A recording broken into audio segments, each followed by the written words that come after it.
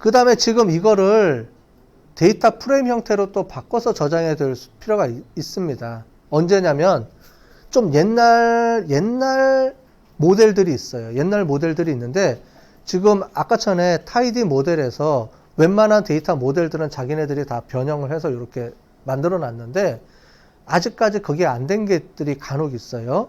그러면 옛날 패키지를 불러 갖고 와서 써야 되는데 대부분의 경우 제가 테스트해 보면 다 티블로 거의 다 됩니다.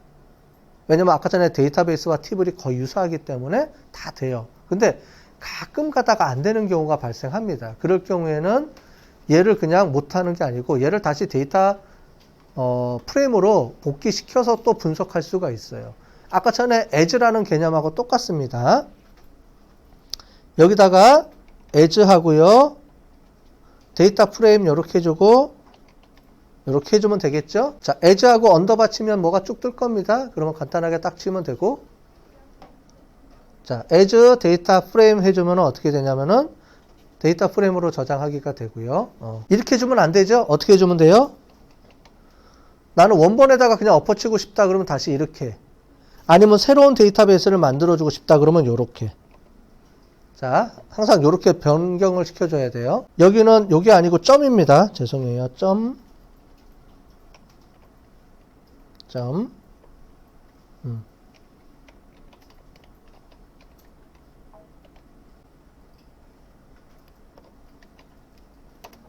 자, 점이 아니고 as 데이터 프레임 해주고 아이리스 티블로 만들어진 아이리스를 넣어주면 다시 바뀌죠. 그러니까 왔다 갔다 변경이 쉽게 가능해요. 그러니까 데이터 프레임으로 만들어 놨다가 또는 변경했다가 이렇게 자유자재로 쓰실 수가 있습니다. 자, 그러면 이거는 기본 내장 데이터를 갖고 오는 거니까 뭐 그렇게 어렵지 않았는데 지금부터가 중요합니다. 뭐냐면은 외부에 있는 파일을 이제 갖고 오셔야 돼요. 보통 CSV 파일하고 엑셀 파일을 갖고 오는데 이제 과거의 방식이 있습니다. 아까 전에 데이터 프레임으로 갖고 오는 방식이 있는데 그거는 제가 잠깐 소개를 시켜 드릴게요. 자, 우리 페이지 65페이지가 있습니다. 65페이지를 잠깐 보시면 과거에는 데이터 프레임으로 갖고 오는 방법이 어떻게 했냐면은 read.csv라는 파일로 갖고 옵니다. 갖고 와서 이렇게 처리를 해줘요. 네. 자, 잠깐 앞에 보세요. 요거는 우리가 조금 이따 할 거니까 나중에 제가 옛날에 했던 방법을 보도록 하겠습니다. 자, 요게 옛날 방법입니다. 자, 요렇게 갖고 와서요. 보여주는데 자, 이게 원본 데이터입니다. 원본 데이터가 어떻게 이루어졌냐면은 이렇게 돼 있어요. 요거하고 1, 2, 3, 4, 1, 1, 2, 1, 2 이렇게 돼 있죠? 아마 대부분의 경우에 우리가 어떤 그 전자계산소에서 데이터를 받으면 거기에 성별 그러면 남자, 여자 이렇게 입력이 안 돼 있고요. 1, 2로 다 입력이 돼 있어요. 뭐냐면 기존 데이터베이스에 문자 형태로 저장되는 게 거의 없습니다. 전부 다 코드로 다 저장이 돼 있어요. 그러다 보니까 1과 2 이렇게 숫자로 저장되는 경우가 거의 대부분입니다. 그러면 얘를 어떻게 갖고 오느냐? SPSS는 숫자로 인식하기 때문에 1과 2를 갖고 와서 거기서 레이블을 이용해서 1은 남자, 2는 여자 이렇게 변형해서 썼어야 돼요. 얘도 그게 있습니다. 그러지 않으면 어떻게 바뀌어지냐면 이렇게 정리가 돼요. 1, 50, 2, 50인데 1이 뭐고 1, 30, 2, 30인데 1이 뭐고 2가 뭔지 아무도 모르잖아요. 그죠? 그렇기 때문에 얘를 처리해 줍니다. 나중에 바코드 그러니까 이렇게 그래프를 찍을 때도 1과 2로 나오기 때문에 이게 1이 남자인지 여자인지 모르잖아요. 그죠? 얘를 처리해 주는 방법이 있는데 어떻게 처리해 주냐면 이렇게 팩터라는 개념으로 해 주는데 팩터 중에서 요겁니다. T그룹이라는 변수가 있는데 이 그룹을 갖고 오고요. 거기에 레벨이 1과 2가 있어요. 1과 2라는 게 뭐냐면 값이 1이 있고 2가 있다는 거예요. 그러면은 레이블이라는 건 뭐냐면 1을 요렇게 A자동차, 1을 B자동차 요렇게 바꿔주라 이 얘기입니다. 그렇게 해서 제가 한번 바꿔볼게요. 요렇게 해서 바꿔주면은 자, 어떻게 처리가 되는지 한번 해볼게요. 바꿔주고 처리해주면 어떻게 돼요? 이번에는 A 자동차, B 자동차 이렇게 나오죠. 그러면 얘를 한번 구조가 어떻게 바뀌었는지 한번 볼게요. str 해주고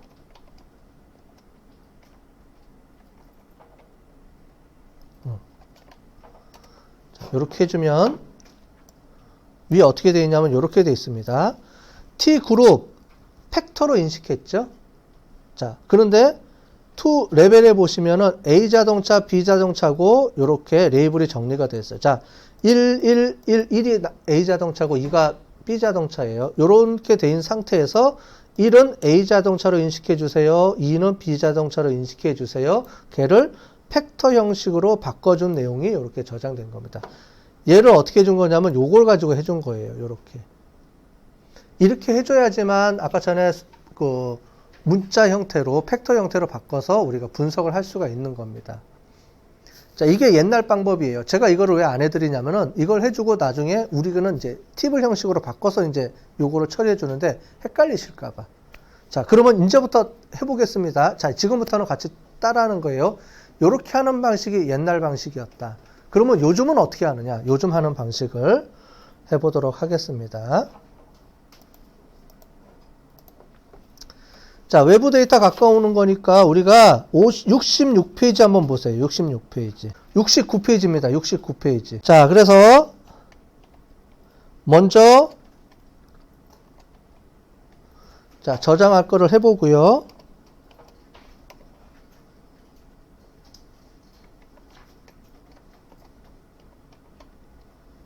자, 요렇게 해보겠습니다. 자, 69페이지에 있는 내용을 보시고 쳐주시면 돼요. 위에 있는 거를. 앞에가 잘 안 보이시는 분들은. 자, 아이리스 TB하고 해서, 저는 DF는 데이터 프레임의 약자, 그 다음에 TB는 티블이라는 약자로 해서 이렇게 데이터명 뒤에다 써주면 조금 구분이 편하기도 하니까 저렇게 넣어준 거고요. 이렇게 넣을 수도 있고 안 넣을 수도 있습니다. 자, 이렇게 데이터명을 넣어주고요. read 언더바 CSV입니다. 아까 전에 read.csv고 그래서 점은 주로 데이터 프레임에서 많이 써 있고요. 언더바는 주로 티블에서 많이 씁니다. 그 함수들을 쓸 때. 그것도 딱 보시면은 좀 편하게 바로 이해가 되겠죠? 그래서 read 언더바 CSV라고 해주고요. 그 다음에 여기다가 이제 데이터를 불러오겠습니다. 자, 주소를 넣어야 되는데 따옴표가 싱글 따옴표, 더블 따옴표, 그러니까 더블 쿼테이션 다 됩니다. 여기다 넣고요. 여기 ist 언더바 num .csv 이렇게 해주고요. 자, 요 데이터를 갖고 와라. 그 다음에 컴마하고 여기다 계속 컴마로 연결해 줄 수 있는데 이렇게 해주면은 좀 길어지니까 좀 보기가 안 좋죠. 그래서 이제 저 같은 경우는 계속 쉼표 있을 때마다 이렇게 하나씩 내려줍니다. 이렇게 엔터 쳐주면 자동으로 얘가 인식을 해줍니다. 분리된 거를. 그 다음에 컬럼 네임즈를 true라고 해주고요.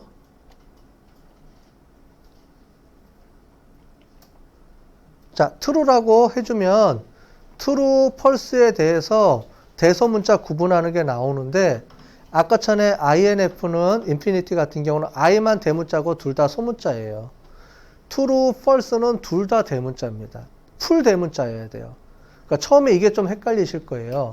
근데 이 프로그램들에서는 대부분 요즘은 대소문자를 구분하는데 다 대소문자, 다 소문자 이렇게 안 쓰고 대문자, 소문자, 대소문자 이렇게 막 써놓기 때문에 여러분들이 그걸 잘 보고 거기에 맞춰서 해주셔야 돼요. 아니면은 에러가 나는 경우가 대부분 타이핑 에러라든가 대소문자 에러라든가 이런 게 많아요. 초보자들이. 자, true라고 이렇게 소문자로 쳐면 대문자로 바꾸라고 뜹니다.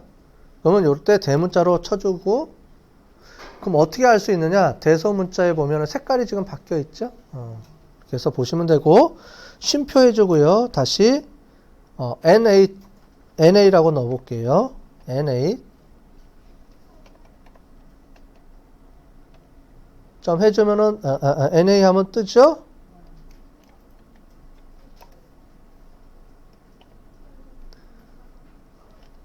자, 요렇게 해주면 되겠습니다. 자, 이 상태에서 제가 불러 갖고 와 볼게요. 불러 갖고 오고, 불러면 에러가 안 떴죠? 에러가 안 떴으면 제대로 불러 갖고 온 겁니다. 그러면 str 해가지고 다시 쳐주면 이렇게 설명을 드리면 여기 나와 있는 것 중에 위에는 이겁니다. 여기 있는 변수를 csv라는 파일을 갖고 와라. 그 다음에 컬럼 네임 true라는 건 뭐냐면은 위에 여러분들 엑셀이나 CSV 같은 경우에 제일 첫 줄이 변수명을 이렇게 입력해 있는 경우도 있고 없는 경우도 있어요.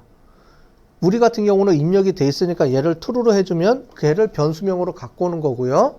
어떤 경우에는 거기가 데이터가 바로 들어가 있어요. 변수명이 없을 경우가 있어요. 그럴 때는 false로 넣어줘야죠, 당연히. false로 넣어주면 얘가 어떻게 인식하냐면 그냥 변수 A, 변수 B 이렇게 자동으로 얘가 처리를 해줍니다. 그러니까 변수명을 입력해주면 위에 첫 행을 변수로 입력해주고요. 그렇지 않을 경우에는 자동으로 임의 변수를 생성해주는 그 개념이 바로 요거예요. 컬럼 네임이 위에 첫 줄이 변수명으로 쓸 거예요? 안 쓸 거예요?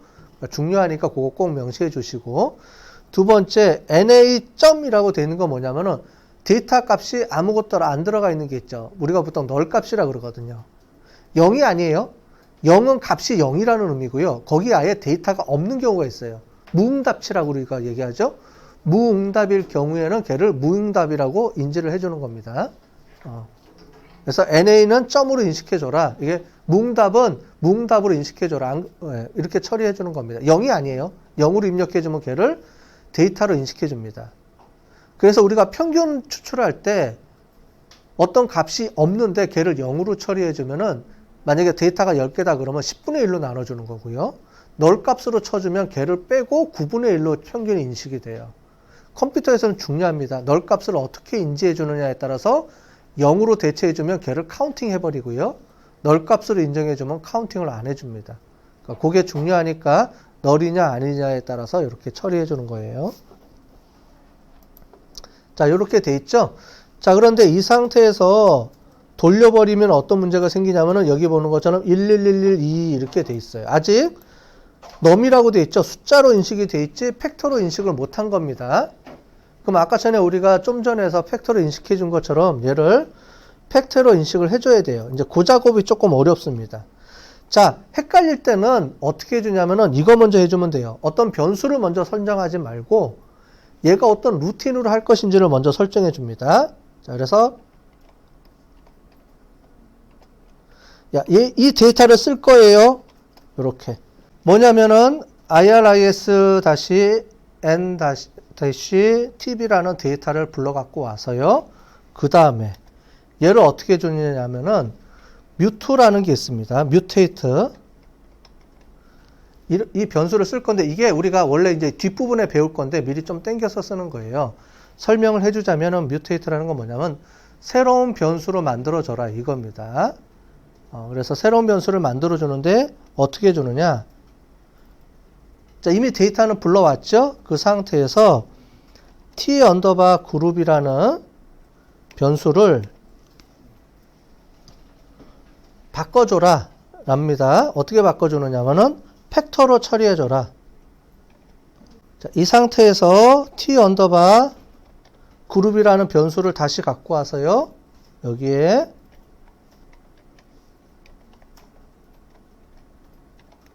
자, 이 두 가지가 쓰였고요. 그 다음에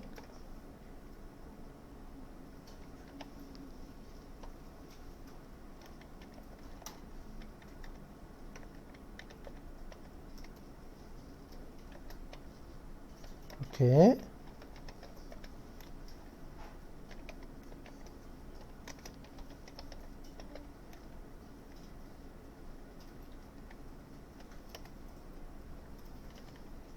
맞습니다. 여기서 제가 잘못 썼어요.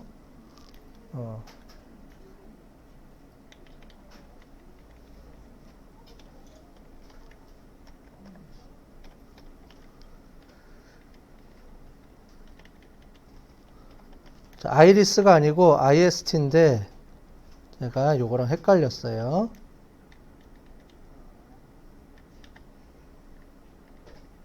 자, 여기부터 바꿔주면 되겠죠? 자, 아이리스라고 제가 아까 전에 계속 헷갈려가지고 그랬는데 죄송하고요. 여기 IST입니다. IST 이렇게 갖고 오는 겁니다. 자, IST로 갖고 오고요. 자, 요렇게 쳐주면은 되겠죠? 자, 치다가 에러가 나면은 아까 전에 제가 한 것처럼 기존에 제가 했던 건 다 테스트에서 넘어온 거거든요. 그러니까 스펠링 에러 나는 경우가 많이 있을 거예요. 스펠링 나는 경우가.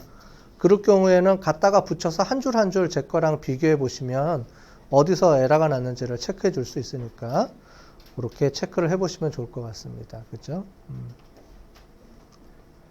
혹시 다음 시간 또 수업이 있으시죠? 없어요? 아, 대면 수업이 없으니까 없죠? 야, 이거를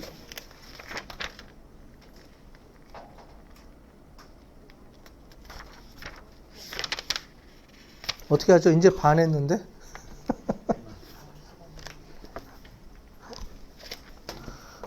자,